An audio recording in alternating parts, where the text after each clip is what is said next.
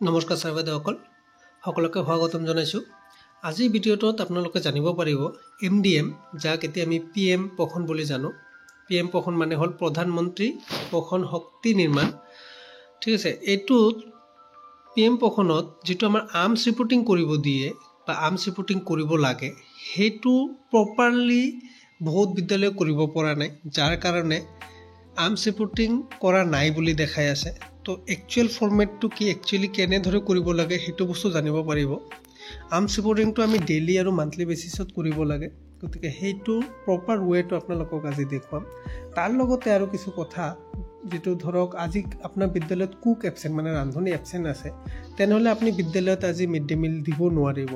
সেই ক্ষেত্ৰত আপুনি কি ধৰে ৰিপৰ্ট কৰিব লাগিব, আপুনি ৰিপৰ্টটো কৰিবই লাগিব। সেইটো ফৰ্মেটটো কি সেইটো আপোনালোকে জানিব। বা আজি আপোনাৰ বিদ্যালয়ত খৰি শেষ মানে নাই, খৰি শেষ হৈ গৈছে, বা আপুনি যদি গেছত বনায় খোৱাটো, তেনেহ'লে গেছ আজি আপোনাৰ চিলিণ্ডাৰ নাই, শেষ হৈ গৈছে। সেই ক্ষেত্ৰত আপুনি কেনেকৈ ৰিপৰ্ট কৰিব, তাৰ লগতে আৰু কিছু ইম্পৰ্টেণ্ট বস্তু আপোনাৰ লগত আলোচনা কৰিম। যদি আপোনাৰ মোবাইল নাম্বাৰটো ৰেজিষ্টাৰ নাই, সেইটো কেনেকৈ কৰা যায় আদি, মানে নানান ধৰণৰ আৰু বহুত তথ্য আছে যিবিলাক আজিৰ ভিডিঅ'ত আপোনালোকে জানিব পাৰিব। গতিকে আৰ্মছ ৰিপৰ্টিংটো কি, একচুৱেলি আৰ্মছৰ ফুল ফৰ্মটো হ'ল ARMS, যিটো সেইটো হ'ল automated reporting and management system. মানে আপুনি যিটো SMS-ৰ জৰিয়তে যিটো ৰিপৰ্ট কৰিব, সেইটো অট'মেটিকেলি কি হৈ যাব, তাত ছেভ হৈ যাব। সেইকাৰণে এইটোক আৰ্মছ ৰিপৰ্টিং বুলি কোৱা হৈছে।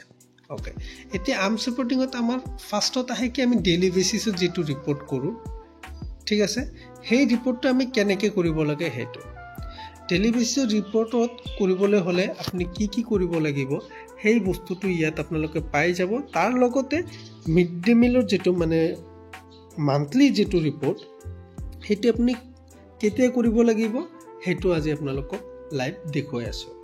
গতিকে ভিডিঅ'টো সকলোৱে লাইক কৰি দিব, শ্বেয়াৰ কৰি দিব আপোনালোকক কলিগসকলৰ মাজত, আৰু যদি চেনেলটো ছাবস্ক্ৰাইব কৰা নাই সেইটো কৰি ৰাখক।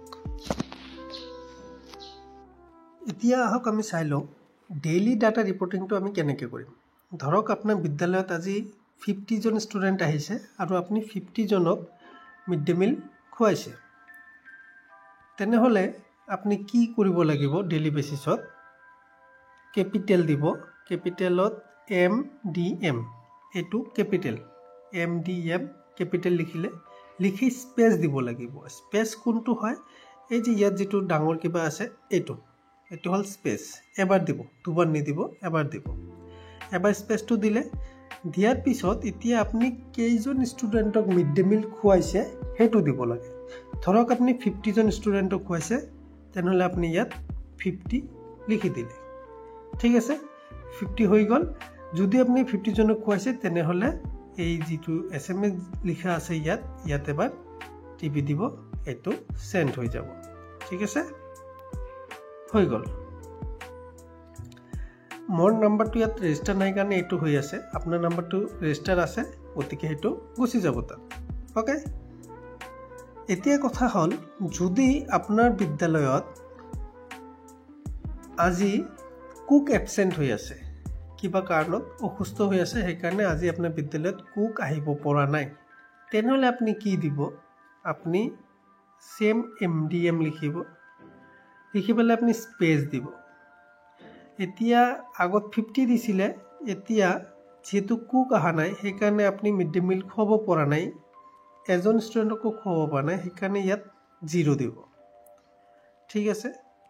0 দিয়াৰ পিছত আকৌ এটা স্পেচ দি দিব। স্পেচ দিয়াৰ পিছত কি আহিব, যদি আপোনাৰ কুক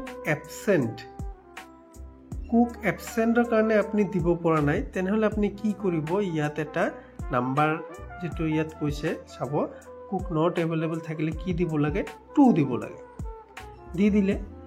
এইটো দিয়াৰ পিছত কি হ'ব, আকৌ আপোনাৰ চাব ৰিজন এটা বিচাৰিব যে আপোনাৰ কুক আজি কিয় এবচেণ্ট। যদি কুকে চেলাৰী পোৱা নাই, সেইকাৰণে অহা নাই, মানে হৰতাল, তেখেতসকলৰ মানে কৰ্মবিৰতি চলি আছে, তেনেহ'লে আপুনি আকৌ ইয়াত স্পেচ এটা দি 2 দিব। যদি কুকে কাম এৰি দিছে, ঠিক আছে, চেলাৰী কম পায় বুলি কাম এৰি দিছে, তেনেহ'লে কি দিব, 3 দিব। ওকে আৰু কথা হ'ল এইটো হ'ল আপোনাৰ কুক যদি আহা নাই তেনেহ'লে সেইটো দি পেলাই আপুনি কি কৰিব এই SMS-ত সেন্ড কৰি দিলে হৈ গ'ল হৈ গৈছে এতিয়া যদি আপোনাৰ খৰি নাই বা আপোনাৰ গেছ নাই বিদ্যালয়ত তেনেহ'লে আপুনি কি দিব লাগিব আপুনি আকৌ MDM দিব স্পেচ দিব এটা দিয়াৰ পিছত আপুনি ল'ৰা ছোৱালী খুৱাব পৰা নাই মানে 0 আকৌ এটা স্পেচ দিয়াৰ পিছত আপুনি ৰিজনটো দিব লাগিব যে কিয় মানে 0 এনৰল আপুনি খুৱাইছে মানে কিয় খুৱাব পৰা নাই এতিয়া ধৰক আপোনাৰ যদি ফুড গ্ৰেইন নাই তেনেহ'লে আপুনি 1 দিব লাগিব মানে চাউল যদি নাই তেনেহ'লে 1 দিব লাগিব কিন্তু চাউল প্ৰতিখন বিদ্যালয়তে থাকে গতিকে এইটো কেতিয়াও 1 নহ'ব হা ধৰক আপোনাৰ গেছ নাই আজি বা খৰি নাই তেনেহ'লে আপুনি 3 দিব লাগিব দিয়াৰ পিছত আকৌ এটা স্পেচ দিব দিয়াৰ পিছত কি দিব লাগিব ইনসাফিচিয়েন্ট ফুয়েলৰ কাৰণে কি দিব লাগিব 1 দিব লাগিব বুজি পাইছে এইটো দি পেলাই আপুনি আকৌ SMS-ত সেন্ড কৰি দিব আৰু যদি এই ধৰণৰ নোটিফিকেশন আপোনাৰ মোবাইলত আহে তেনেহ'লে কেনসেল নকৰি ইয়াত যেটো সেন্ড আছে এই সেন্ডত ক্লিক কৰিব এই মেসেজটো গুচি যাব ঠিক আছে আৰু এটো তেতিয়াহে ৰিফ্লেক্ট হ'ব তেতিয়াহে পোৰ্টেলত দেখাব যেতিয়া আপোনাৰ মোবাইলটো ৰেজিষ্টাৰ থাকিব PM পখনত ৰেজিষ্টাৰ থাকিব এতিয়া আপুনি যদি নাজানে যে আপোনাৰ নাম্বাৰটো ৰেজিষ্টাৰ আছে না নাই সেই ক্ষেত্ৰত আপুনি কি কৰিব লাগিব আপুনি আপোনাৰ কনসাৰ্ন CRCC কেটো জনাব লাগিব বা যিজন ৰেসপেক্টেড DPM থাকে DPM আছে তেখেতক আপুনি এই খবৰটো জনাব লাগিব যে আপোনাৰ মোবাইল নাম্বাৰটো ৰেজিষ্টাৰ নাই ঠিক আছে তেনেহ'লে এই নাম্বাৰটো ৰেজিষ্টাৰ কৰি দিব আৰু হেতুৰ ওপৰত এটা ভিডিও আহিব কেনেদৰে ৰেজিষ্টাৰ কৰে হেতুৰ ওপৰত এটা ভিডিও আহিব আৰু হেতু টিচাৰ সকলৰ লগতে প্ৰতিজন CRCC কাৰণে গুৰুত্বপূৰ্ণ হ'ব কাৰণ তাত মই দেখুৱাম যে CRCC সকলে নিজৰ লেভেলত নিজৰ লগইনত কি কৰিব পাৰে এটা স্কুলৰ আৰ্মছ ৰিপৰ্টিংৰ ক্ষেত্ৰত ঠিক আছে এইটো হ'ল আপোনাৰ ডেইলি বেসিছত যেটো আৰ্মছ ৰিপৰ্টিং হেতু এতিয়া আহক আমি চাও মান্থলি যেটো আৰ্মছ ৰিপৰ্টিং কৰিব হেতু মান্থলি আৰ্মছ ৰিপৰ্টিংত কি কৰিব এজ ইউজুৱেল আপুনি MDM দিলে স্পেচ দিলে এতিয়া মাহৰ শেষত আপুনি কিমানজন খুৱাইছে হেতু টোটাল হিসাবটো লাগিব ঠিক আছে তাৰ আগত ইয়াত কি কৰিব মান্থলি ৰিপৰ্টিংত MDM স্পেচ দিলে স্পেচ দি আৰু এটা M দিব M means monthly ঠিক আছে এটো দিয়াৰ পিছত আকৌ এটা স্পেচ দিব হৈ গল এতিয়া নাম্বাৰ অফ এনৰোলমেন্ট দিব লাগে মানে টোটাল কিমান নাম্বাৰ আপোনাৰ ষ্টুডেন্টে খাইছে হেতু নাম্বাৰ অফ এনৰোলমেন্ট এতিয়া ধৰক আপুনি 30 জনকে 50 জনকে খুৱাইছে আৰু এই মাহত আপুনি 20 দিন খুৱাইছে তেনেহলে আপোনাৰ কিমান হৈ আছে 1000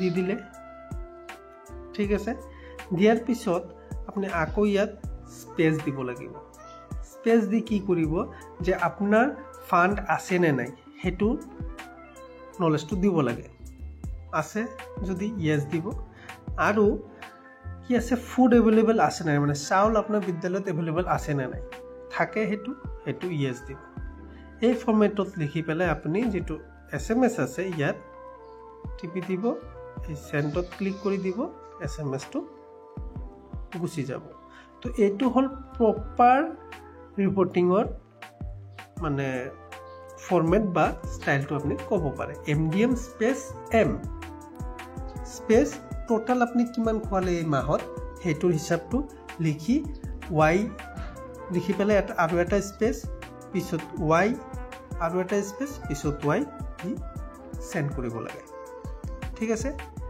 এতিয়া যদি আপোনাৰ যিকোনো ধৰক আপোনাৰ ফান্ড নাই তেনেহলে এই প্ৰথমটো Y ৰ ঠাইত আপুনি নো N দিব বা যদি আপোনাৰ ফুড নাই তেনেহলে দ্বিতীয়খন Y ৰ ঠাইত আপুনি N দিব দি আপুনি সেন্ড কৰি দিব ঠিক আছে গতিকে এইটো হল মান্থলি ৰিপৰ্টিংৰ ডাটাটো গতিকে আপোনালোকৰ যি কিটা ৰেজিষ্টাৰ আছে MDM ৰ হেকিটা আপোনালোকে ডেইলি বেসিস মেইনটেইন কৰি যাব তেনেহলে আপোনালোকৰ হেল্প হ'ব এই মান্থলি ডাটাটো দিয়াৰ ক্ষেত্ৰত ঠিক আছে এইটো আছিল আমাৰ বেসিক ইয়াত আৰু বহুত তথ্য দিয়া আছে যে আপোনাৰ যদি MDM ৰ ক্ষেত্ৰত কিবা হেল্প লাগে হেতুৰো ব্যৱস্থা ইয়াত আছে বা মোবাইল নাম্বাৰ চেঞ্জৰ কাৰণে কিবা কিবি ফৰমেট ইয়াত দিয়া আছে কিন্তু এইবিলাকত আপুনি ইমান টাইম নষ্ট কৰাৰ দৰকাৰ নাই, কাৰণ আপুনি সেইটো নোৱাৰিব, সেইটো আৰু আপোনাৰ পাজেল হৈ যাব। সেইকাৰণে আপোনাক চিম্পলি বুজাই দিলোঁ যে ডেইলি আৰু মান্থলিটো কেনেকৈ কৰিব, আৰু বাকী আপোনাৰ যিটো মোবাইল নাম্বাৰ ৰেজিষ্ট্ৰেশ্যন বা মোবাইল নাম্বাৰটো আপোনাৰ চেঞ্জ হৈছে, সেই ক্ষেত্ৰত আপুনি কি কৰিব লাগিব, এই বস্তুবিলাকো আপুনি জানিব পাৰিব।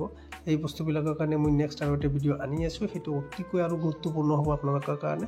তেতিয়ালৈকে আপোনালোকে ভিডিঅ'টো চাই থাকক, লগৰ বন্ধুসকলৰ লগত ভিডিঅ'টো শ্বেয়াৰ কৰি দিব, চেনেলটো ছাবস্ক্ৰাইব কৰিব, আৰু আপোনালোকৰ সকলোৱে সুস্থ থাকিব। ধন্যবাদ।